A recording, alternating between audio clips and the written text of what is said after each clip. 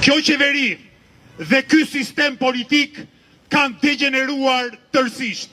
E marri mend që para 13 vjetësh, një nga ushtarët e Edi Ramës, i sapo zgjedhur pushtet, tha që ne do vjedhim, por nuk do vjedhim kaq keq sa para ardhë si tanë. Mi po erdhi dita, pas 13 vjetësh, që ata jo vetëm vjedhin më shumë, jo vetëm vjedhin mëngjes, drek, dark, mesnat, pa kurfar, kufiri, kohor, por kanë arritur, si që keni parë ditë e fundit në skandalin e tendrave takshit, edhe të rëmbejnë persona për të vjedhur më rehat. Edi Rama dhe Mon Kukaleshja e saj, Belinda Balluku, kanë krijuar një sistem korruptiv, ku çdo drejtues institucioni, çdo drejtues të paktën institucioneve ekzekutive është funde krye i korruptuar. Dhe poshtë tyre janë në punës shtetit të kërcënuar dhe të poshtëruar që duhet që për një rrogë t'u binden maskareve. Në fillim vidheshin 10.000 euro, pastaj 100 mijëra euro, e tani më miliona euro.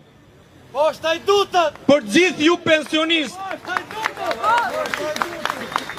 ju pensionist, që bonusin e fund vitit për herë të fundit e morët për këtë vit, e që nga viti i ardhshëm, kur mos ketë më bonus, për shumicën prej jush pensionit duhet më i vogël se sa këtë vit, kur të shkoni të blini ato ushqimet për vitin e ri, e kur të kruani xhepat e t'ju pikojnë në zemër, se nuk bleni dot 1 kile djathë më shumë, kujtoni se ato 50 milion euro që hëngri Belinda dhe Edi Rama janë sa gjysma e parave që shpenzohen në vit për bonusin e 700.000 pensionistëve.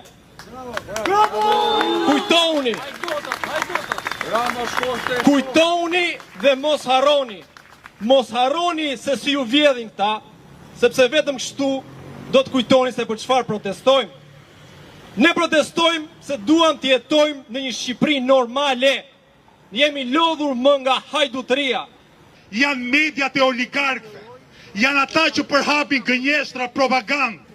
Më thoni, unë kam shumë të vështirë të gjej, po më thoni ju, një pronar televizioni që nuk është përfitues i statusit të investitorit strategjik, ose përfitues i një koncensioni, ose përfitues i lejeve të ndërtimit në Tirana ose në Bregdet.